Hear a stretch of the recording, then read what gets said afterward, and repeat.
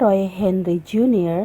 atau dikenal sebagai Denny atau DJ, lahir pada tanggal 29 Oktober 1989. Dia besar di timur Massachusetts dan dia sangat dekat dengan keluarganya. DJ adalah anak tertua, adiknya Kyle dan Amber. Ayahnya bernama Dan Roy dan ibunya Angela. Orang tua DJ adalah pekerja keras agar anak-anak mereka memiliki kehidupan yang terbaik. Dan DJ adalah seorang anak yang luar biasa. Dia selalu ingin membantu keluarganya. Ibunya menggambarkan DJ sebagai jiwa yang sangat lembut, pria yang sangat baik, tipe orang yang tidak mementingkan diri sendiri. Dia selalu melakukan hal yang benar dan dia berusaha menjadi contoh terbaik yang dia bisa untuk orang lain. Keluarga mereka sering menghabiskan waktu bersama. Mereka saling mendukung, mereka selalu ada untuk satu sama lain. DJ lulus dari Oliver Ames High School di Eastern Massachusetts pada bulan Juni 2007. Setelah itu dia masuk Universitas Pace di Pleasantville, New York dan bergabung di klub sepak bolanya. Pada pertandingan homecoming weekend ini, DJ ikut menjadi pemain. Jadi, keluarga DJ memutuskan untuk berkendara ke Pleasantville untuk mendukung DJ. Butuh waktu 3 jam perjalanan dari rumah ke Pleasantville. Mereka pergi ke pertandingan itu dan menonton. Permainan itu sangat menyenangkan dan malamnya mereka kembali ke rumah. Paginya, tanggal 17 Oktober 2010, ibu dan ayah DJ terbangun karena seseorang mengetuk pintu depan. 2 petugas polisi datang dan memberitahu mereka bahwa semalam DJ mengalami kecelakaan yang sangat buruk dan sekarang berada di rumah sakit. Mereka ketakutan, tentu saja, dan mereka segera menelpon rumah sakit. Saat itulah seorang perawat memberitahu mereka bahwa DJ tidak hanya mengalami kecelakaan. DJ dihujani timah panas oleh seseorang yang seharusnya melindunginya, seorang petugas polisi, dan DJ sudah meninggal. Begitu mereka tahu berita itu, mereka benar-benar terkejut. Berita itu menghancurkan dan membingungkan seluruh keluarga. Mereka langsung naik ke mobil. Mereka bahkan tidak tahu apakah mereka telah mengunci pintu depan rumah mereka atau belum. Mereka langsung menuju ke rumah sakit medis Westchester. Jadi bayangkan, mengemudi 3 jam dengan berita itu, tidak mengerti apa yang telah terjadi, dan begitu banyak pertanyaan yang membuat mereka bingung. Begitu mereka sampai di rumah sakit dan melihat mayat DJ, mereka hanya duduk lemas dan berdoa. Setelah proses identifikasi selesai, mereka sepakat untuk menelpon penyidik polisi. Dan inilah saat polisi memberitahu bahwa alasan DJ dihujani timah panas adalah karena dia telah berusaha untuk menabrak 2 petugas polisi dan mereka tidak punya pilihan selain melenyapkan nyawanya. Keluarga DJ sangat terkejut dan tidak percaya. Tidak mungkin putra mereka melakukan itu. Itu tidak masuk akal. Mereka tahu pasti ada sesuatu yang hilang. Mereka baru saja melihat DJ di pertandingan sepak bola. Dia baik-baik saja. Dia baik-baik saja secara emosional. Dia senang dan dia pergi keluar dengan teman-temannya malam itu untuk merayakan homecoming. Apa yang menyebabkan DJ melakukan sesuatu yang sangat di luar karakternya? Sahabat DJ, Brandon, dia bersama DJ malam itu. Ketika Brandon sampai di rumah sakit, dia memberitahu keluarga DJ apa yang sebenarnya terjadi. Brandon menjelaskan bahwa ada perkelahian di bar tempat mereka berada, tapi mereka tidak terlibat. Mereka mencoba untuk meninggalkan bar. DJ dan beberapa teman lainnya menunggu di luar bar, di dalam mobil, bersiap untuk pergi. Tiba-tiba seorang petugas polisi berjalan ke mobil dan memberinya semacam sinyal untuk maju, karena mereka berada di TKP. Brandon mengatakan bahwa mereka perlahan mundur dan pergi dari bar. Tapi hanya dalam beberapa detik, seorang petugas polisi melompat ke atas mobil mereka dan mulai mengeluarkan timah panas melalui kaca depan ke arah mereka semua. Brandon terkena timah panas di lengan. Keluarga DJ heran, mengapa seorang petugas polisi melakukan hal itu. Namun Brandon bersikeras bahwa itulah yang sebenarnya terjadi. Maka keluarga DJ akhirnya pergi ke Departemen Kepolisian Mount Pleasant untuk mengklarifikasi hal ini. Namun, Kepala Kepolisian Louis sudah lebih dulu mengadakan konferensi pers membahas insiden tersebut tanpa berbicara dengan keluarga DJ. Polisi membacakan narasi menurut versi mereka bahwa sekitar pukul 1:20 pagi, polisi menerima telepon bahwa ada keributan di bar Vinegar's Grill. Polisi mengatakan sekelompok petugas keluar untuk memeriksanya. Mereka datang ke tempat kejadian.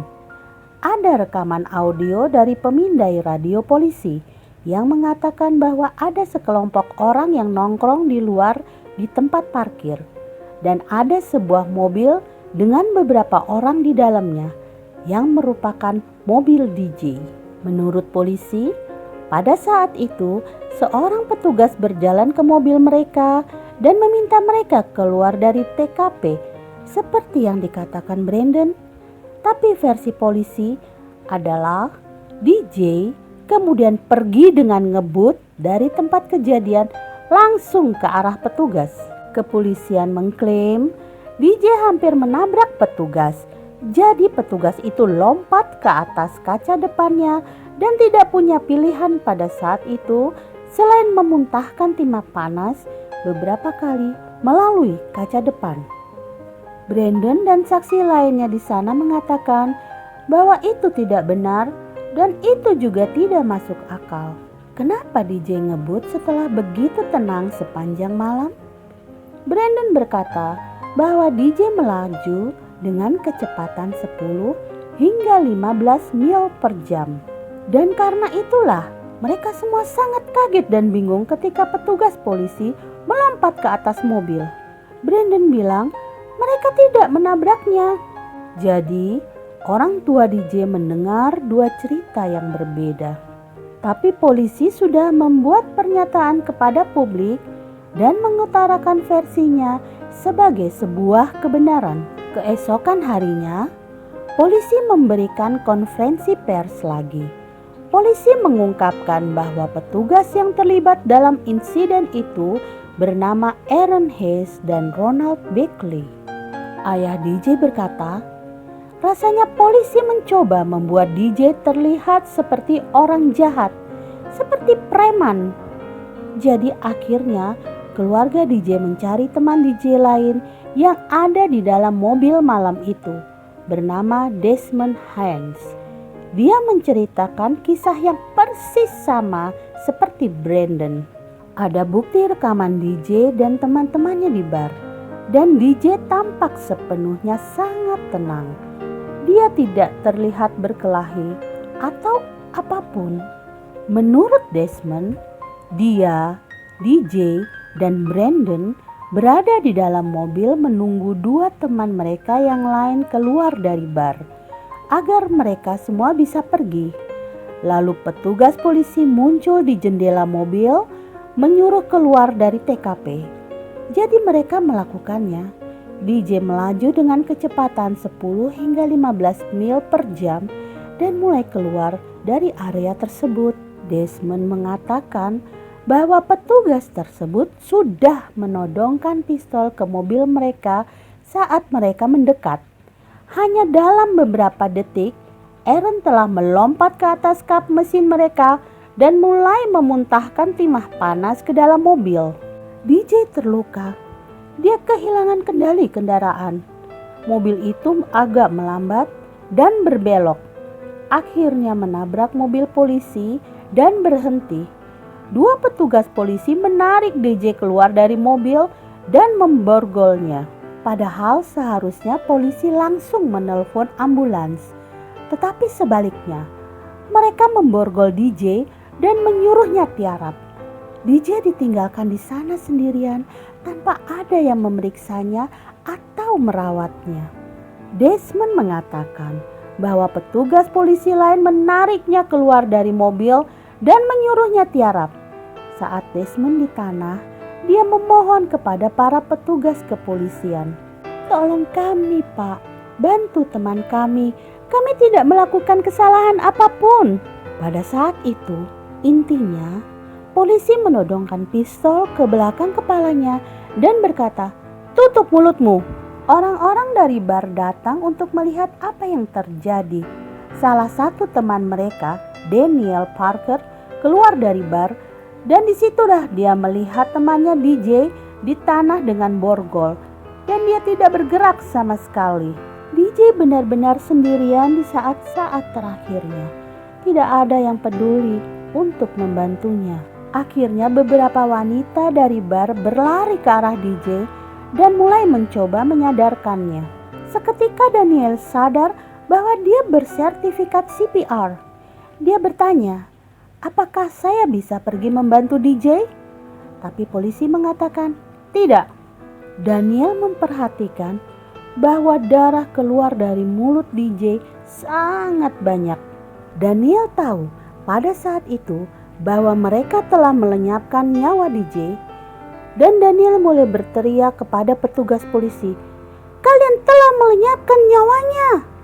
Tapi Daniel malah dilempar ke tanah dan diborgol. Tidak sampai 10 menit setelah DJ ambruk, ambulans muncul dan mencoba menyadarkannya.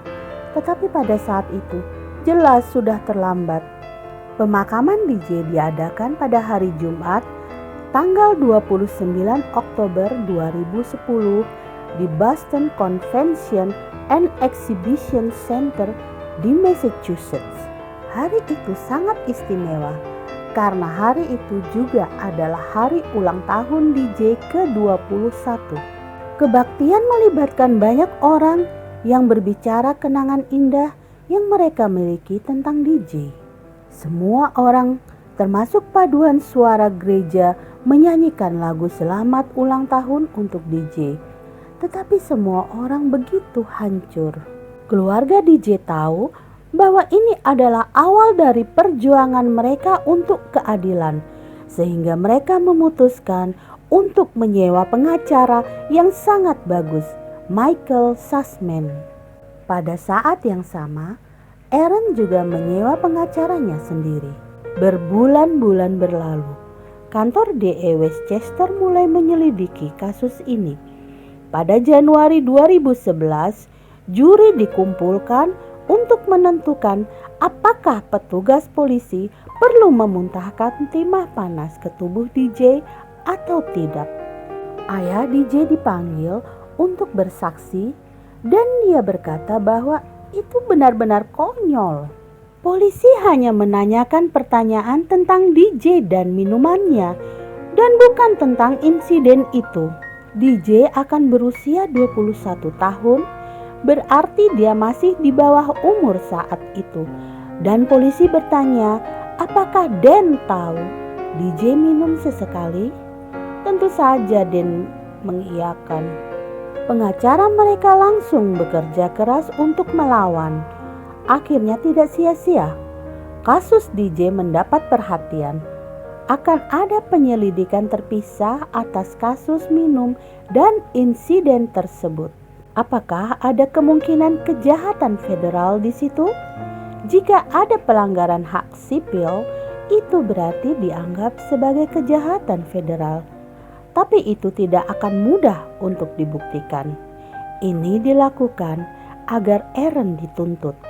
Keluarga DJ harus membuktikan tanpa keraguan bahwa Aaron sengaja melenyapkan DJ.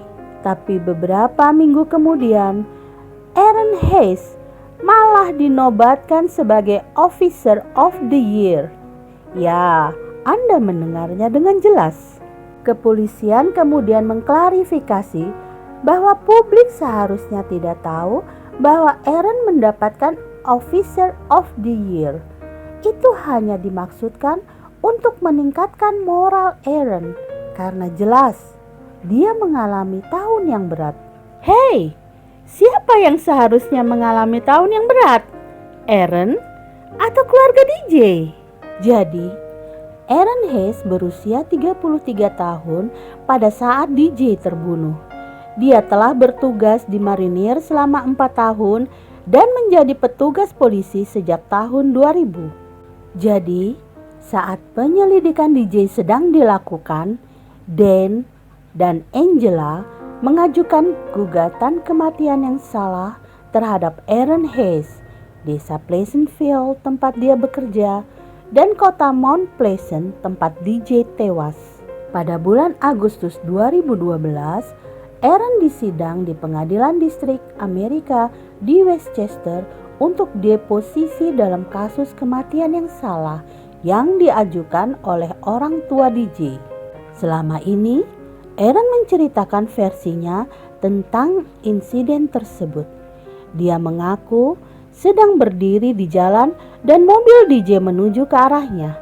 Aaron mengklaim bahwa dia berteriak pada DJ untuk berhenti beberapa kali, tapi DJ tidak melakukannya. Kata Aaron, saat mereka tidak berhenti, dia tidak punya pilihan lain selain untuk memulai memuntahkan timah panas. Dia takut akan keselamatannya. Dan itulah bagian terbesar dari kasus ini. Apakah Aaron Hayes benar-benar perlu memuntahkan timah panas atau tidak? Apakah dia benar-benar punya alasan untuk percaya bahwa hidupnya dalam bahaya? Kenapa dia tidak bisa minggir saja? Aaron mengklaim bahwa dia bahkan tidak tahu bahwa DJ berkulit hitam. Dia berkata bahwa dia hanya melihat siluet di dalam mobil dan tidak tahu siapa yang menjadi korban.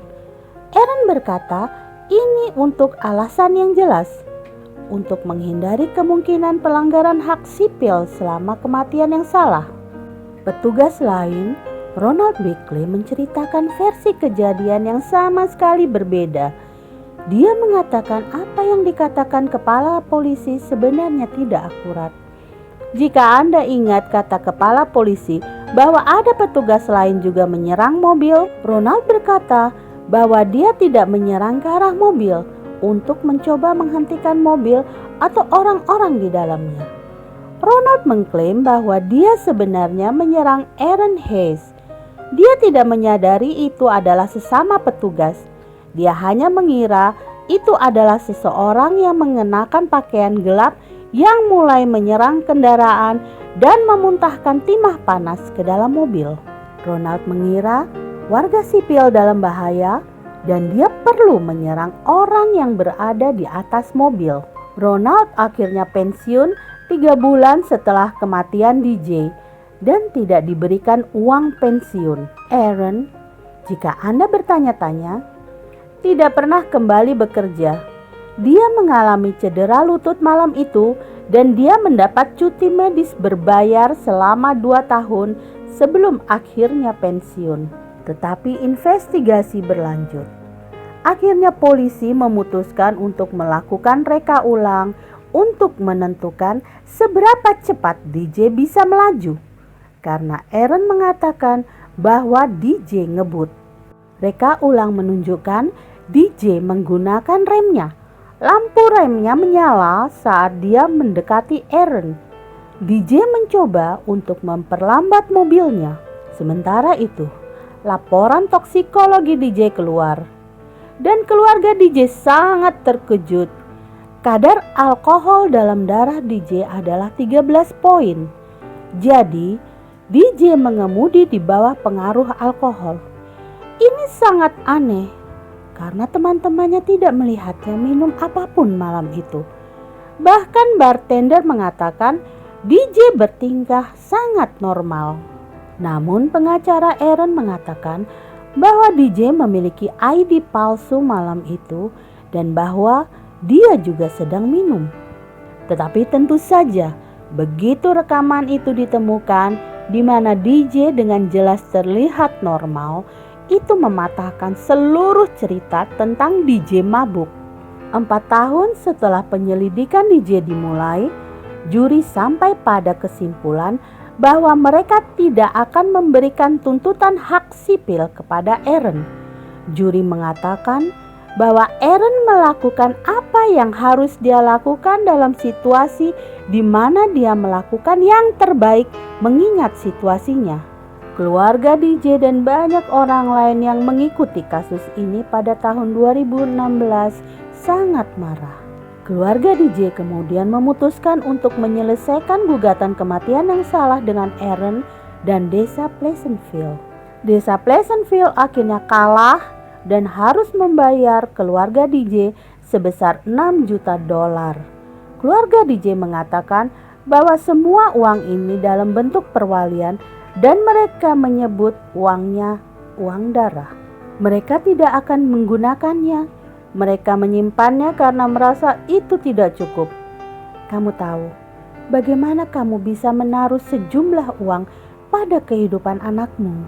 Pada tahun 2017, keluarga DJ juga menyelesaikan tuntutan kematian yang salah dengan kota Mount Pleasant. Untuk jumlah yang tidak diungkapkan, mereka membuat putra seseorang menjadi orang jahat.